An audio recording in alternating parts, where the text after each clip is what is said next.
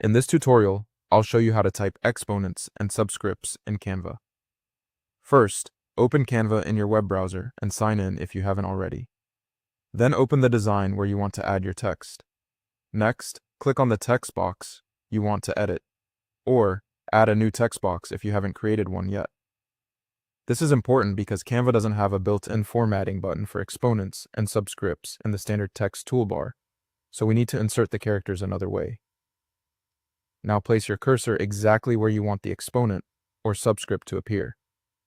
Make sure the text box is active and you're in typing mode. If the cursor isn't visible, click inside the text again before continuing. From here, on a Windows computer, press the Windows key and the period key at the same time. That's Windows plus the period. This opens the emoji and symbol panel. Once that panel appears, look for the Symbols section.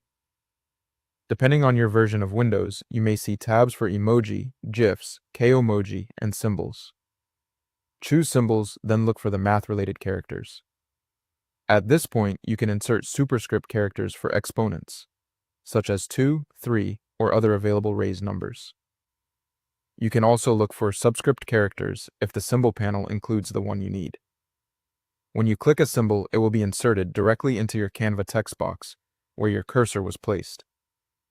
After that, continue typing the rest of your text if needed. For example, if you're writing H2O, insert the 2 where the subscript should go. If you're writing X2, insert the 2 right after the. One thing to keep in mind is that this method works by inserting special characters, not by applying true text formatting. That means Canva is not converting regular text into raised or lowered text automatically. You're choosing pre-made Unicode characters instead. Because of that, not every number or letter may be available in superscript or subscript form. If you don't see the exact symbol you need, try searching within the symbol panel, or copy the character from another trusted source and paste it into Canva.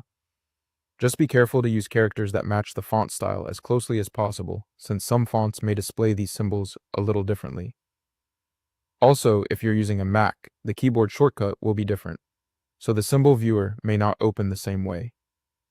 In that case, you can still paste supported superscript or subscript characters into Canva, as long as the font supports them.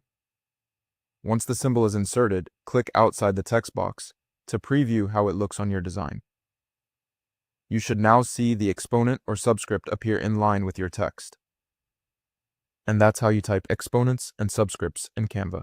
Thanks for watching.